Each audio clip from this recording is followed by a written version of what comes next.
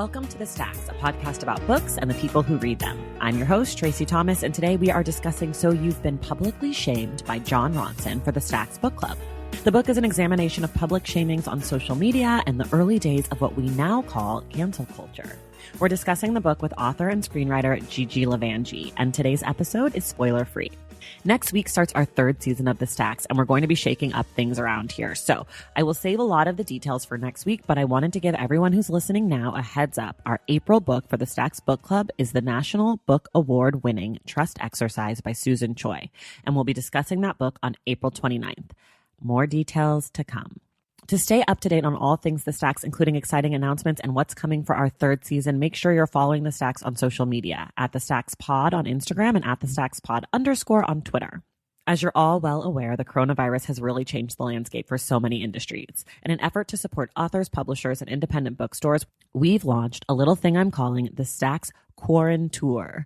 These are mini interviews with authors on our Instagram page. They're a small way to get the word out about books that have been published in 2020 since so many authors had to cancel their book tours. Our first guest was Jenny Lee, author of Anna Kay, and we've got a lot more coming your way, so follow us on Instagram at The Stacks Pod. Everything we discuss on today's show can be found in the show notes, and that includes exciting things like our Patreon page, social media accounts, links to Gigi's social media, and more, so check it out. All right, now it's time for our episode. Let's go.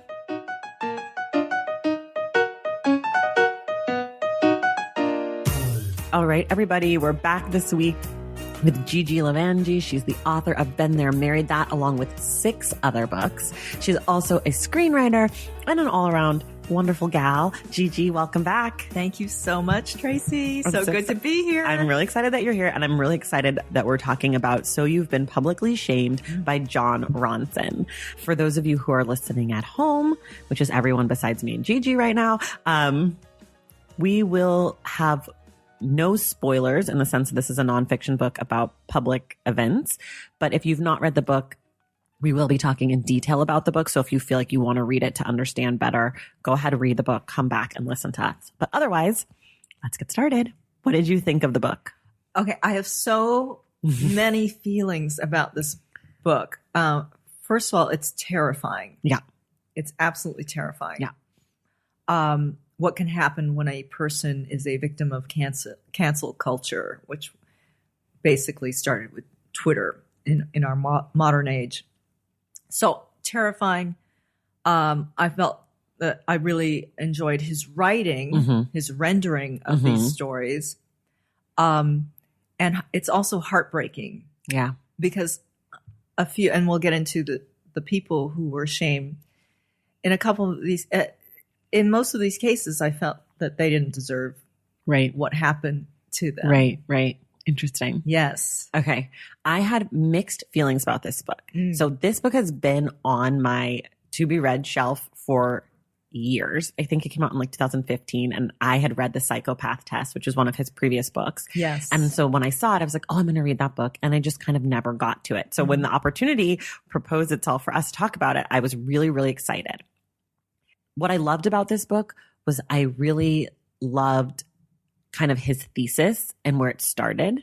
But for me, I felt like the book sort of fizzled out or was maybe like too glossed over in sections. There were things that he talked about that I wanted more of. And then there were things where I was like, you're really talking about Jonah a lot. Like he was really obsessed with Jonah. The Jonah part of this, Jonah Lehrer. Yeah. Who was a science writer, pop science. Right. But also he kind was of like in the Malcolm Gladwell vein. Yes. Like that pop psychology type thing. Kind of in the Jon Ronson vein. And he was also a Rhodes Scholar. On paper, he had everything going for him. That part of the book, I was listening to an audiobook and it made me sick. First of all, Mr. Ronson, who I've seen on videos and all that, has given a TED Talk, I think. He just sounded so unctuous is the word, where it was almost like he was not his fault, but almost like he was getting pleasure out of what was happening to Jonah Lehrer. Interesting. While protesting that he wasn't. Maybe he and him have like personal beef. Well, here's the other thing I found interesting was the journalist, Michael Moynihan, who went after him when he discovers that Jonah Lehrer has a $2 million home in the Hollywood Hills, that becomes like the focal point. That becomes like, oh, well, maybe it's okay to take him down because he's got this. And I think that is at the foundation of a lot of the cancel culture stuff. They have something that I don't have. Let's go after him. I also thought, what does Bob Dylan think? Right. Because that started out with Bob Dylan being misquoted. Is that a crime? I think that's the question. So this brings up a really interesting question, because we're from different generations. Yes. And I guess I'm probably part of the cancel culture generation, right? Like I got on Twitter in 2009, like when it first was starting up. I did too, but it wasn't it wasn't what it is. It definitely wasn't what it is now. But I actually have a lot of feelings about cancel culture that I think it's really positive in some ways.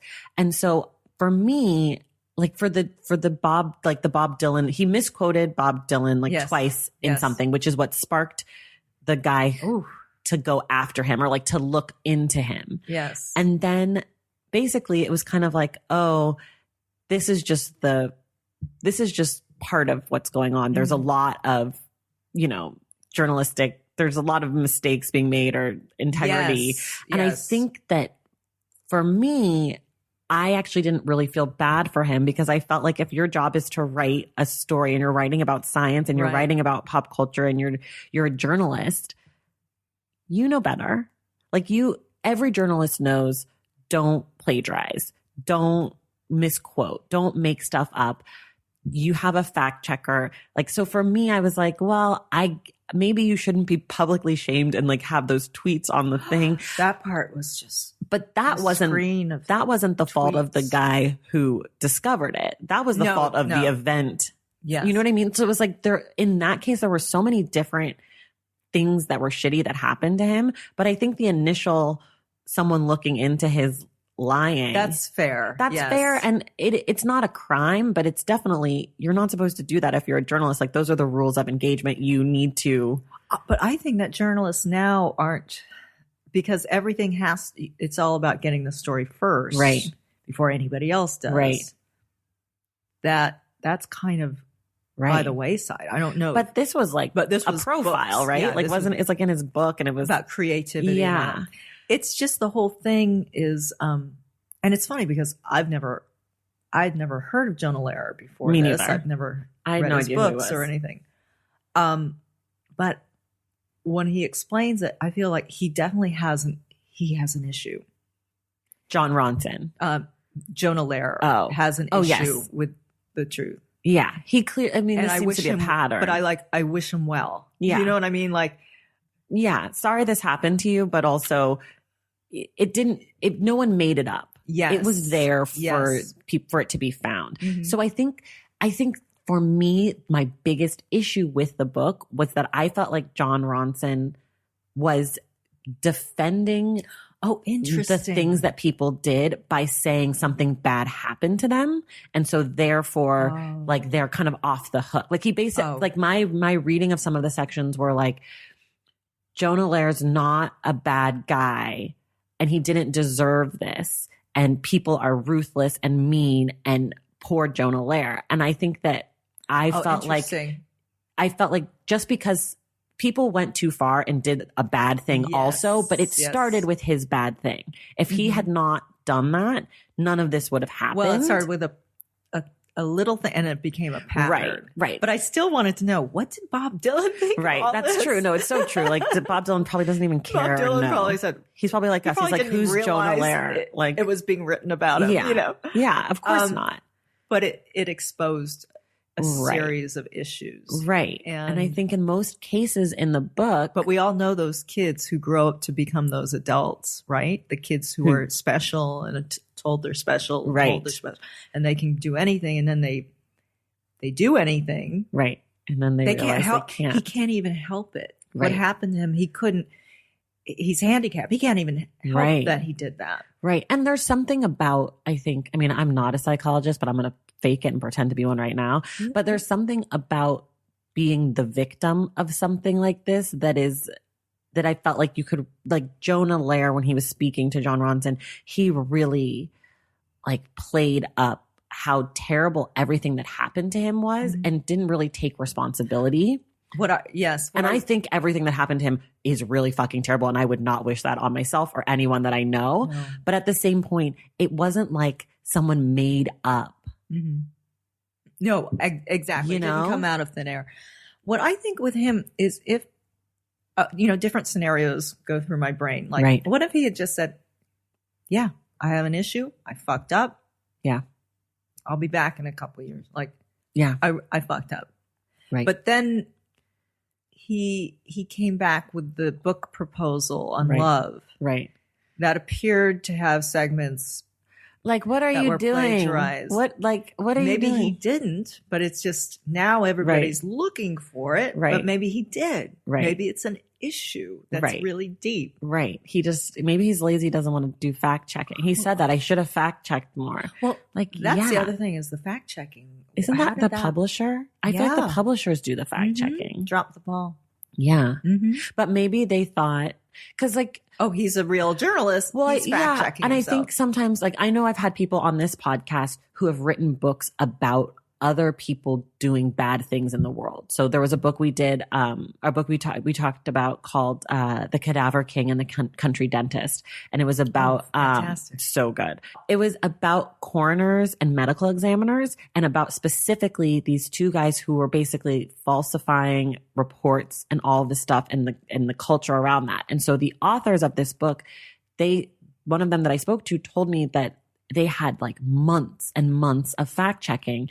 And that was because they didn't want to get sued by those people. Yeah. But I think in the case of Jonah Lehrer, he probably had his own team of fact checkers who work for him, who he didn't employ or whatever, because it was more about psychology. So no one was going to sue him. So the publisher probably didn't feel like they needed to be on his case about it. Whereas this other book, it was like, this is about these two men. Yes. We name them. We talk about their cases. We Right. blame them for people being on death row. Like, Wow. we really point the finger. And so I'm sure the publisher was like, let's be really careful here.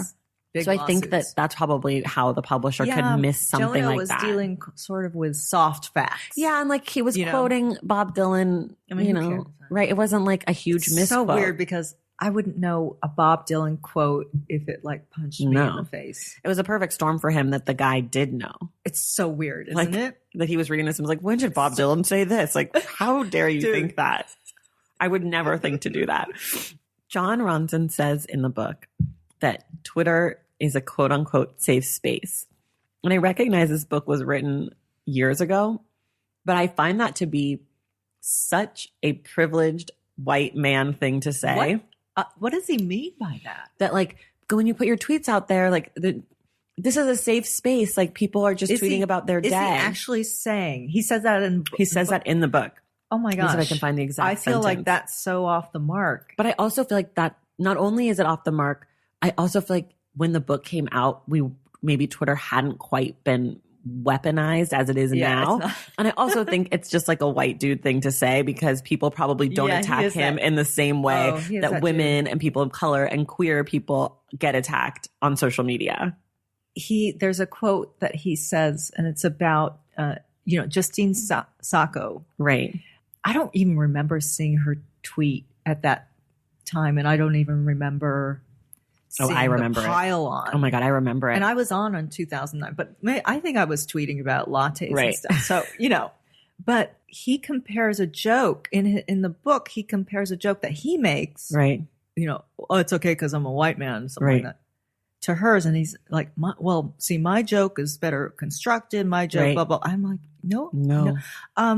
Excuse me. I have my hand up. You can't see. No, it's not. It actually is nonsense. It doesn't even make sense. It's not funny. It's not. I forgive almost anything that's funny because I operate in that space and I have for a long time. But it's not funny. Right. Dude. It's not And funny. he's kind of patting himself on the back. Right. I don't want to make an enemy out of John Ronson. Right. But I'm like, what are you talking about? Right.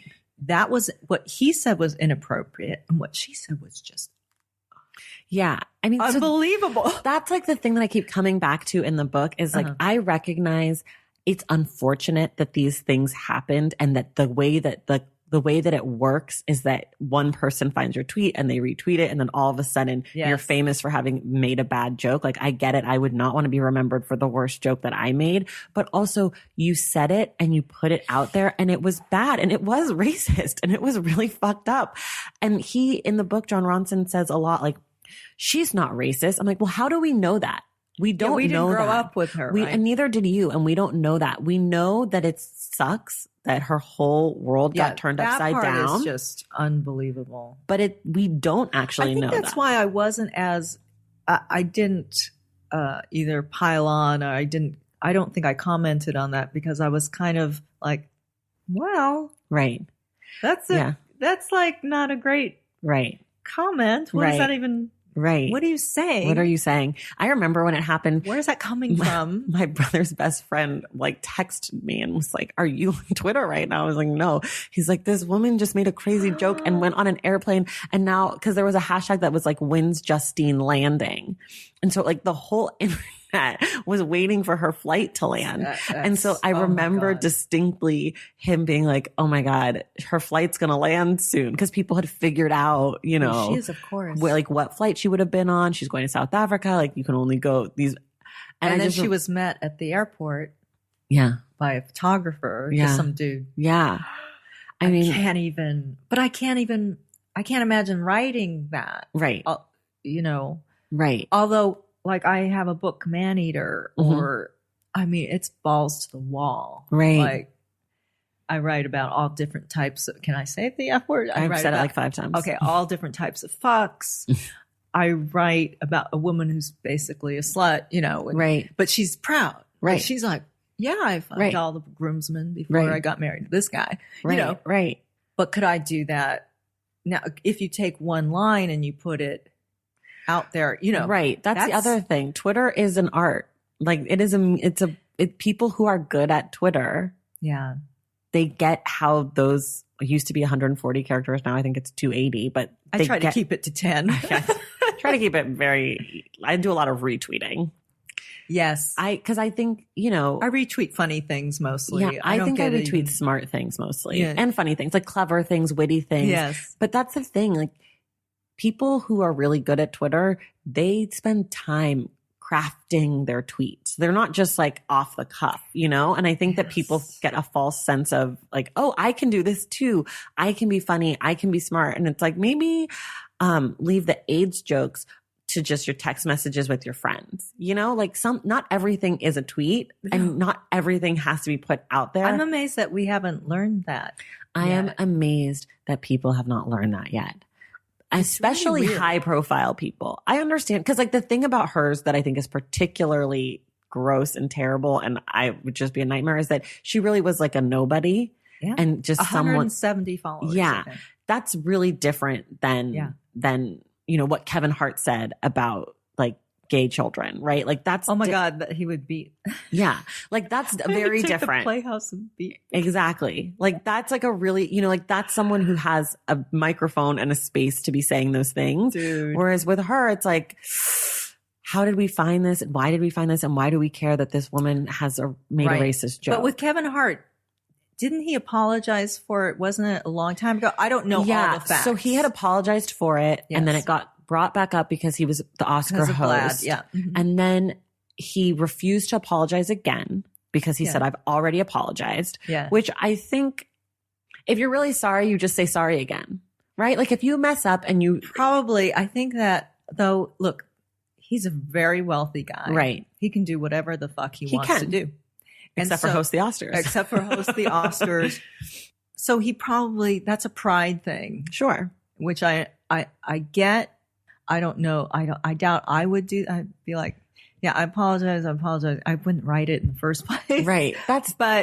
But I'm not him. But I also think it's interesting. I think personally, you just apologize again. I think we all have. But what about apologies? Are apologies accepted or are they, does that mean then that you're guilty and then everybody, everybody, then you're graded on the apology. Well, yes and no. I mean, he definitely said, in this case, he definitely said those things. Like, yes. We know that he said those things. I don't know what his apology was at the time. I don't remember. I don't know what his first apology was. I know his non-apology.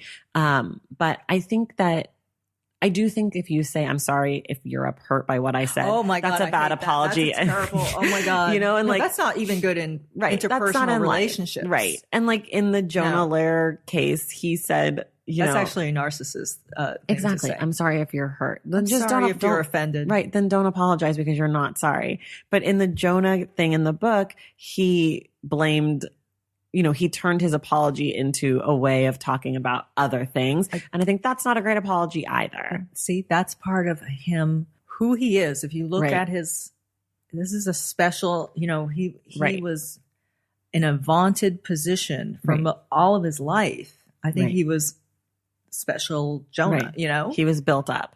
And maybe it's narcissism. Maybe it's that. Right. Yeah. I mean, how do you not be when you're putting out these books and, people love you and you're a Rhodes Scholar and this and I don't want to take anything away from him, but I think it's a sign of, it's a block. I don't want to say I don't blame him for that, but I can see where that's coming from. He's incapable. Right. Because he's also kind of pissed that he's caught. Well, and that's why I feel like people pile on, because it's like, how are you not seeing, how are you unable to, because I think that when people do public apologies, if they're good apologies, I do think most of the time they bounce back. I also think, and this I think so. I'm not sure. I'm not sure. So. I mean, I'm sure it takes a toll on them personally and emotionally, but I think professionally, which is often, because most of these cases of quote unquote cancel culture are usually big name people, like you said, who have something to lose. Yeah. It's not very often. I feel like that it's like Justine Sacco or whatever. Right. But I think one of the things about cancel culture that drives me crazy is the way that we get upset with cancel culture without actually looking if someone's been canceled. Like Kevin Hart was canceled, and the only thing that was canceled for him was he didn't get to host the Oscars, but he's making Jumanji 17 and he's got a TV show and he's got that, like, he didn't actually get canceled. We all still allow him to be in the Yashar, space. Yashar on Twitter. Oh yeah. Yashar Ali. Yeah. I really like it. Me too. He asked the question, has anyone famous actually been canceled? I think Harvey Weinstein would probably be one of the first or few. But that's well earned. Yeah, but also so late. Like people have been talking about him for years, and now he just now. Yeah. But like someone like Kevin Hart. And by the way, that's not over. No, he's coming to LA now. It's coming to LA, but also there's an appeal. Right. There's somebody on the jury who wrote a book about this very thing. Oh. Like, I think there's just sit back and watch. There's more. It's going to be interesting. Yeah. Okay. But yeah, I don't know. Louis C.K., I guess. But he's back doing comedy shows. He's back. And he's yelling at people for being mad at him, surprising them in a comedy show. Do you remember that? So after he was canceled, he then decided to go to like the Comedy Cellar or somewhere in New York and do a show or do like a stand-up. But they did not tell the audience that he would be there. And so people were upset because they felt like they did not want to be supporting him. Mm-hmm. And I understand that fully. And so they should get their money. Right. And I think that they were allowed to get their money and leave. But I think just the idea that you would spring someone like that on an audience who came for like a good night, Right. And he's back doing that, and and he can use that for his comedy bits. Exactly. This is the stuff. This is the thing. And then Aziz Ansari was quote unquote canceled, and now he's got another thing. Aziz Ansari, I think, is so separate from. I think what happened to him is really different. Wow, it's really different than Harvey Weinstein, and I think that like. In this culture, in America, I guess is what I can speak to, we have to do better about talking about consent. And I think that it's a spectrum. And I think Aziz Ansari is on one side of it. And I think Harvey Weinstein is on another side of it. And that we can't combine those things. But I don't necessarily think I would say consider the source. Sure. I mean, like really consider the source. The whole thing with him is bad, but I also feel like my guess is that story is probably more true than not, because haven't we all been in a situation like that? Yes, but we haven't written about it like we're the victim. Exactly. And no, I agree. I guess I'm allergic. I'm literally allergic to be seen as a victim. Sure. Like I grew up with all that stuff with, sexual harassment. Right. One of my bosses, blah, blah, blah. And, and I've also been very lucky, but I was also raised by a man who, you use every part of your body to either physically fight if you have to or whatever. But I came at it with a different kind of attitude. So I don't want us all to always be, I just have this thing about not being a victim and not being seen as a victim, even when I've been victimized. Right. I don't know that's an interesting, but that's my background. That's a you thing. That's a me thing. Right. But I think if more people were like that, like instead of saying we're strong, but then, are you? Yeah. I also think that the Aziz Ansari thing is really tricky, because I think that the person who had the accusation. That song, tricky. Yeah. Tricky. It's hard because the person who came out against him, we don't really know who she is and we don't know about her. And, I am always predisposed to believe the woman or the victim or whoever in those situations. And I think it brought up a much more interesting conversation to me, which is how do we handle these situations that are everyday issues of consent, as opposed to, we all know what Harvey Weinstein did was wrong, right? Like there's no one who's like, this is easy and great. And like, So, okay, I have a Harvey Weinstein story. Okay, go ahead. I was being interviewed by a journalist. This was around it was either Star Wife or Stepmom, Peninsula Hotel. I hate hotel bars anyway, but I am very professionally dressed, blah, blah, blah. And I'm walking towards the journalist, and I don't want to say the Peninsula at the time was full of high-class call girls, but it was. Okay. But anyway, but this guy somehow sees me, comes across the bar before I can get to my seat and says, Mr. Weinstein is waiting for you upstairs. And I said, Mr. Weinstein does not want me coming upstairs. Oh my God. Because I would be like, are you fucking kidding me? Wow. So that's my little, but I didn't hear all the stories. I just knew of him as not a good guy. You know? Yeah. That's interesting. I mean, but in terms of getting into the details, wow.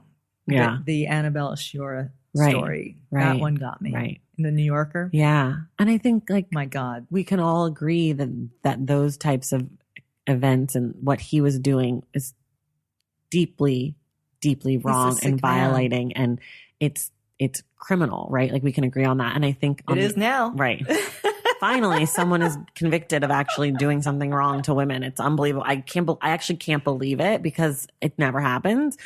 But on the other side, like the whole thing with Aziz Ansari, like I feel that situation was not handled well, like from a journalistic standpoint at all. But I also feel like the contents of that story, if you just say person A and person B, of course that happened. There's nothing in that story that's like, of course. I mean, it's not out. It's not out of the ordinary. Right. And that's the conversation that I'm interested in. How are we teaching and how are we learning about consent? And, and like, that's what's interesting about that kind of part of it, is like, there is a bigger conversation about our bodies and all of that stuff. Right. And it's speaking up and listening for things that aren't being said. And like the combination of both advocating for yourself, but also being receptive to someone else who's uncomfortable. We've all been on both sides of those situations where you think someone's saying yes to you, even if it's not sexual. We mind read. Right. We do that most of the time. So are we teaching, our boys to be sensitive to someone else's needs? And are we teaching our girls to be, advocating for themselves, and vice versa in situations and in same-sex situations? Like, we're not doing a good job of that at all. Mm-hmm. And I think that is the conversation I wish we had around Aziz Ansari, and less about, is Aziz Ansari the same as Harvey Weinstein? Because no, he's not. And we're stupid forever. No, of course not. And not. that's what ended up happening to him, is he was part of a small thing that is super relatable. And most likely, that's probably what happened. Like, who hasn't been in that situation? And he was awkward. Right. I mean, it was just right. The whole thing. So the whole thing was so cringy. Right. It was so bad. And it just, the timing of it coming out in relationship to all these other people who are, not Brian Williams. You're painted with the same brush. Right.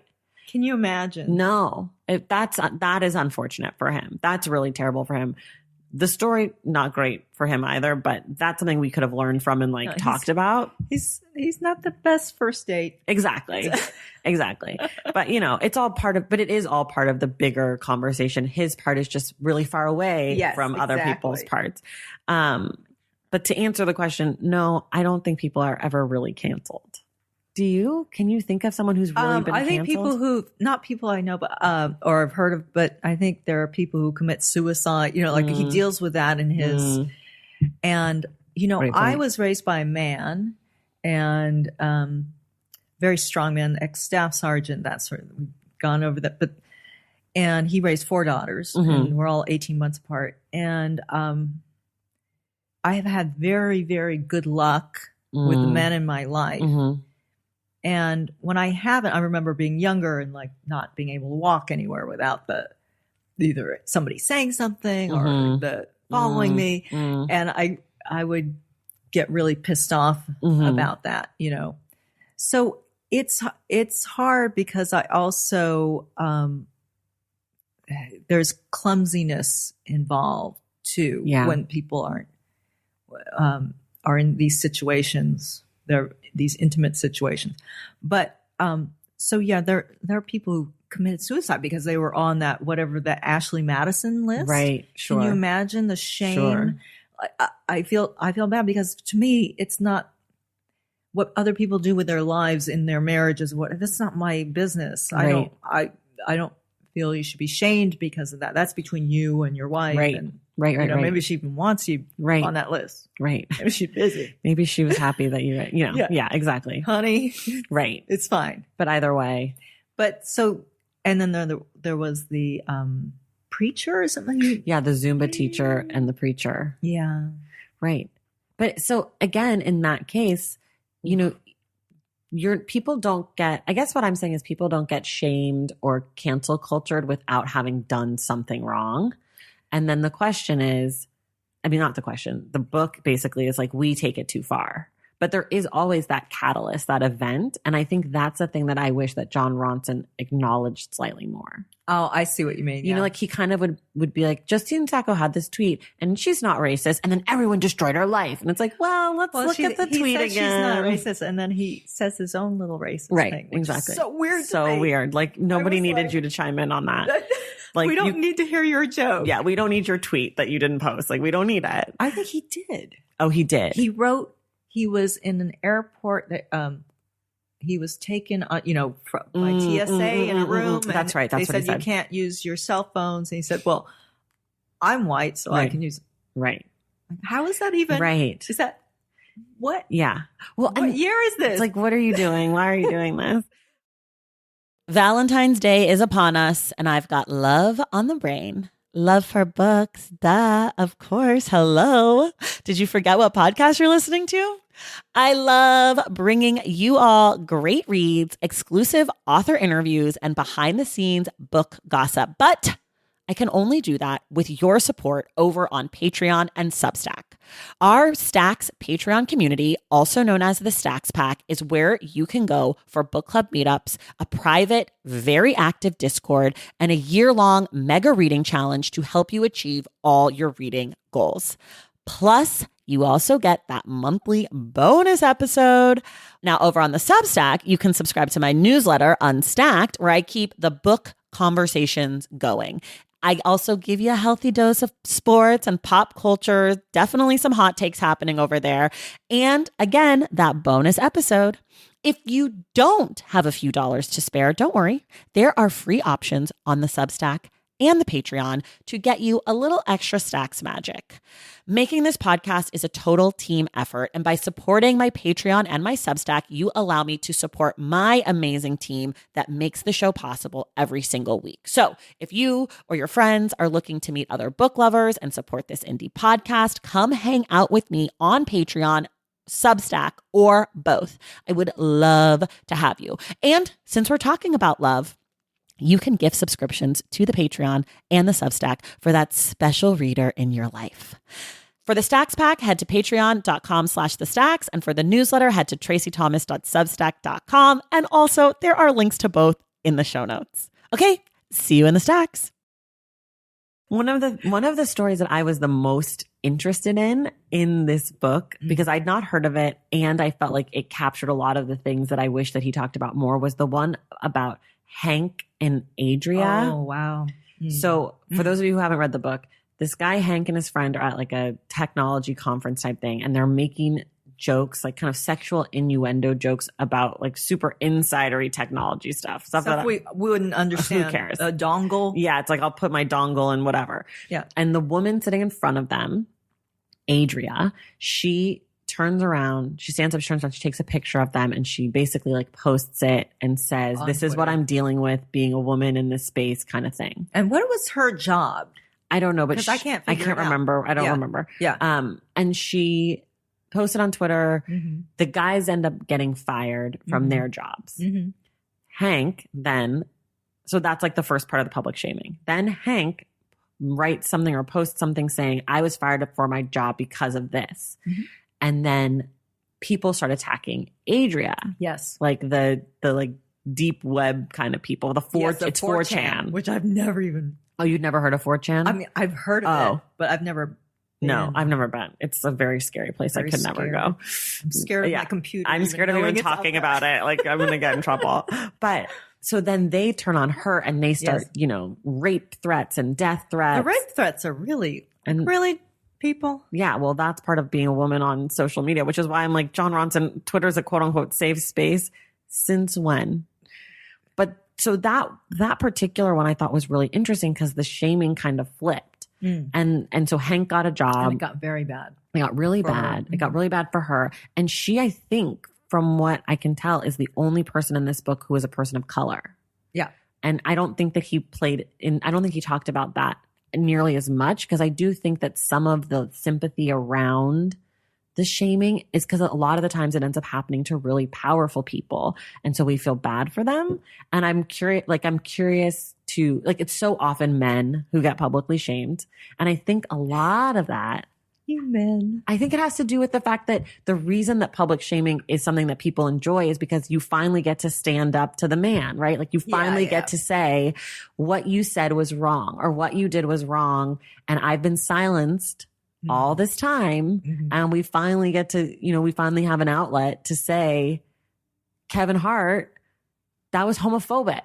Like, don't say that. That's bad. Right. And normally we can't talk to celebrities. Normally we can't, so I think that's, it's the great equalizer. Right. Which is why for me, the stories that are the ones that I was the least sympathetic or the most sympathetic towards were the people who were just everyday people. Yes. I think public figures, it's slightly different because you do put yourself out there. Yes. Everyday people who did dumb shit. Right. Yeah. Right. But yeah, so that one was probably the one that I think was the most interesting and nuanced. And I wish she'd kind of talked about the flipping of the shaming. Right. Because Hank went from being the bad guy to kind of being like the redemptive hero. Right. And Adria went from being the whistleblower to being the person who had done a bad thing. And I think they both probably didn't need to do what they did.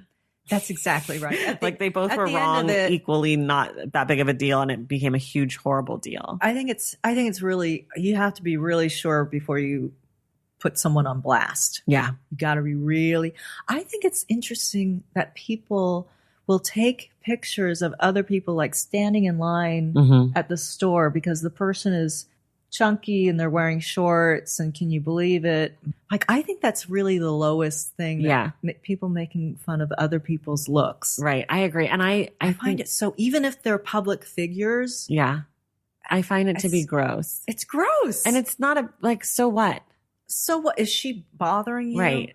And also, Like, I mean, I think when people do those pictures, don't put people's faces in it.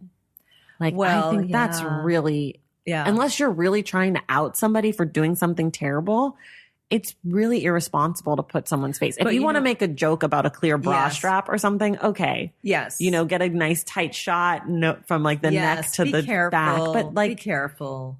Right. But also, I know with Adria, I feel like he looked into her background a little bit. I mean, again, if you go to the origins of the story, I think her father was an alcoholic who beat her mom. I can't remember. It's really grim. Right. It's really grim. Yeah. And she's got obvious mental illness. I think she mentioned that. Right. And so it's not like Jonah Lehrer, right. But it's different. I'm always interested in where does it begin? What are the seeds of this? Right.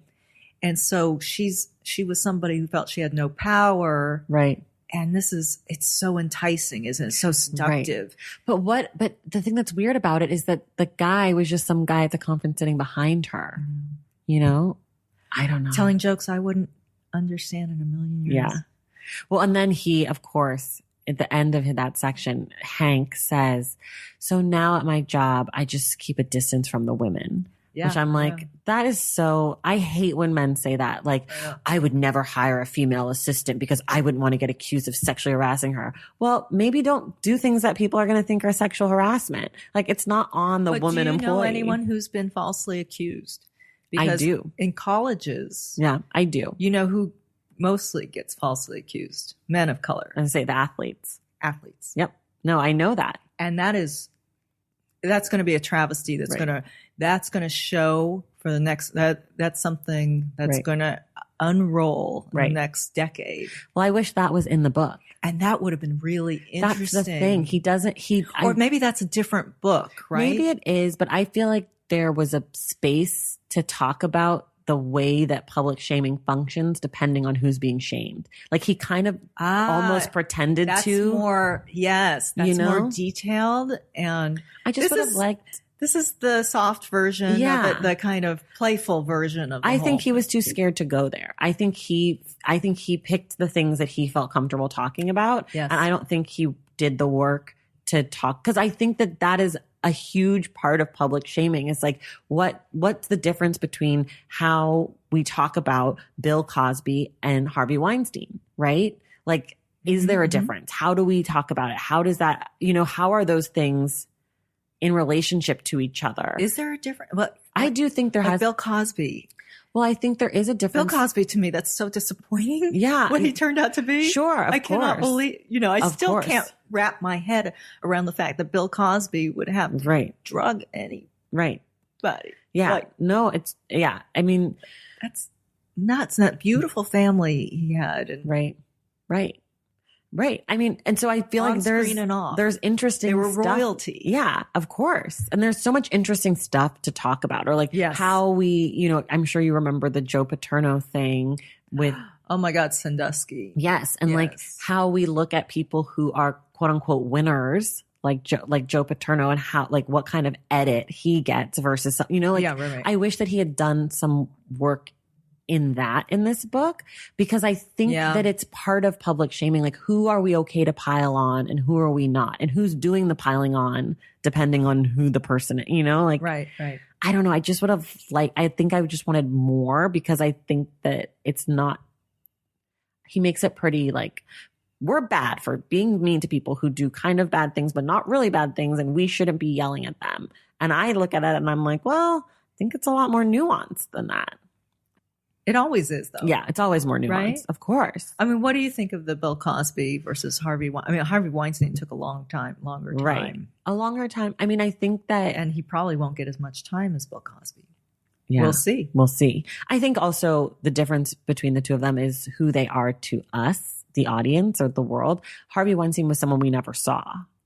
A lot of people would never... We heard about it, but you'd never know. If you lined him up in a lineup, I'm sure many people wouldn't be able to pick him out. I'm telling you, he was scary in many ways to men as well. Yeah. Not sexually to men, but just in the business. Right. You did not want to go up against Harvey Weinstein. Right.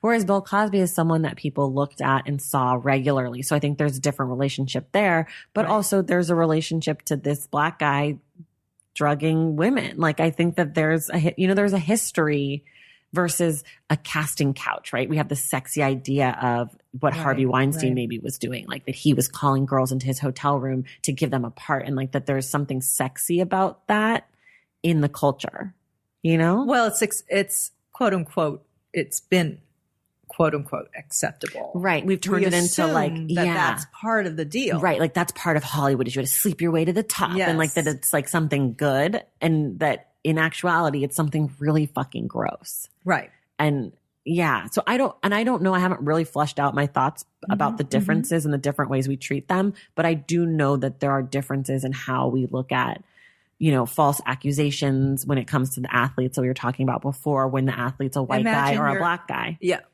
Yes. Right. And like, and how we. But imagine your kids, they're going to be growing up and they, you know. Right. Well, you said you're a sports fan, right? Yeah. I know. Do you know Huge. Antonio Brown? Of course. And then do you remember the Riley Cooper thing? He played for. No, he was a guy. He played for the Philadelphia Eagles, and he got caught on tape saying the N-word a bunch, like at a concert, calling someone the N-word, like a security guard. And he got in trouble a little bit, but people basically rallied around him. And they were like, "You're like, what an idiot!" Right? And then Michael Vick came out. It's so easy not to use. So easy not to use it, especially in public. You idiot! But Michael Vick basically had to come out and say people change, and like he had to like say, "I accept this guy" for people, right? And it was like the burden was on Michael Vick to absolve him, whereas someone like Antonio Brown, who now there's allegations against him, but before there were, it was like, he's just a crazy person, but people were shaming the shit out of him. Whereas when it was Riley Cooper, it was like, oh, he made a mistake. He didn't mean it. Like, it's like the way that we respond to these events. There's something more there that I just want like to talk about. So someone write that to book. Excavate. Yeah. Antonio Brown, I mean, a lot of people are coming down on him. I think we're seeing somebody just unravel, and I'm very uncomfortable. The CTE part of it too, the mental. I really am uncomfortable with seeing that whole thing come apart. Yeah, I am too, and I really know how much work that is. And everything. And I mean, now again, there are accusations against him that are different that I don't want to. I'm not trying to lump that in with like the video of him saying crazy shit, but. You know, there's just differences how we handle it. I will ask you this, since you're so interested in like kind of like where this all starts. Where do you think the public's joy or excitement from canceling people or from shaming people comes from? Like, why do you think we like it so much? The collective we. The collective we. I think it comes from lack of either perceived or real lack of power in our own lives. Interesting. Like if we felt good about ourselves and what we're doing day to day, if you feel pretty good about what's happening in your world, you're not going to pile on to something. It probably won't even. You might get a little agitated or whatever, but you're not going to shit talk just to do it. I think. Right. But you know, I might be the wrong person. I'm a different, I've been on Twitter since like the beginning, but I'm also a different generation. And then because, you know, I was reading Dear Abby and Ann Landers when I was 5. Like I am interested in how people got to where they are to this point. Right. So it's a little bit more nuanced than that. I look at everything sort of like that. But anyway, it's a very... Yeah. Like, I think if we all felt kind of better.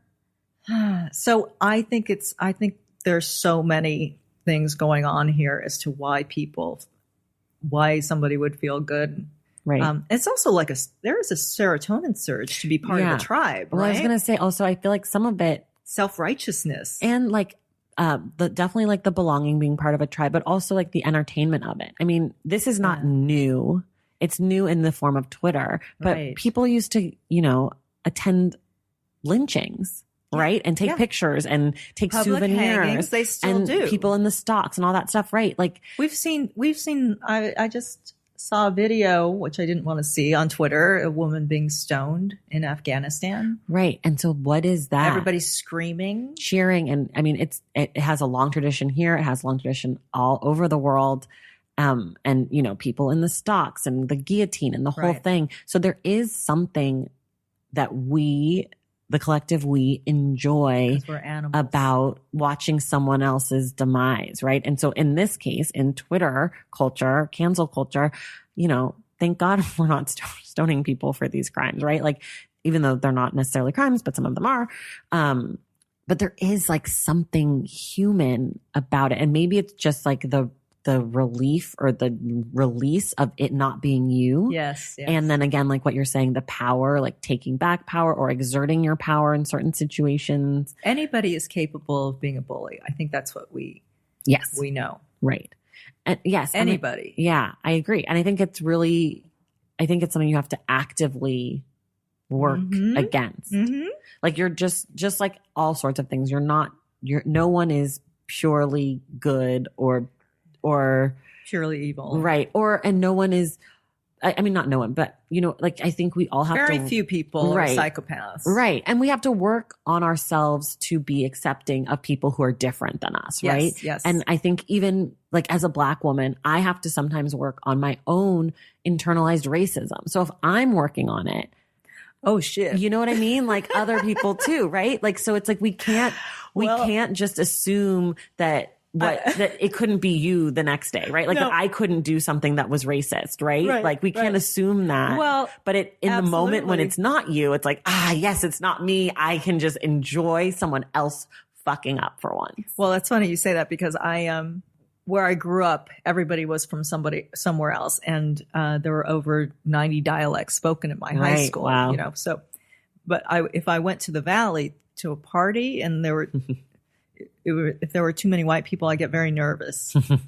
Yeah. And my father used to tell me not to get off the bus in Beverly Hills because I would be arrested, not to let my car break down in Beverly Hills. Right. Like there were all these rules. So like, I know it's funny. And I still have that kind of discomfort. Yeah. If it's too one thing, homogenous. Yes. Yeah, totally. But it's more, I guess that was more of a class thing too. Interesting. That's why I write these books. Right. Because you're the observer. You're looking at the other people. Before we go, we always have to do this. What did you think of the cover and the title of this book? The book is just called So You've Been Publicly Shamed. There's no subtitle, which is rare. It's an interesting choice for a title because I usually like titles that are short. Right. Like shame. Yes. Right. And to the point. But I think it works for this. I think it works for also to start off with it kind of lightens it. Yeah. It kind of makes it a little fun. Yeah, I agree. Yes. And then of course the image of the man who, you know, is from a time where people use stock, right? The stocks. People in stocks and that sort of thing is interesting. I think it's good.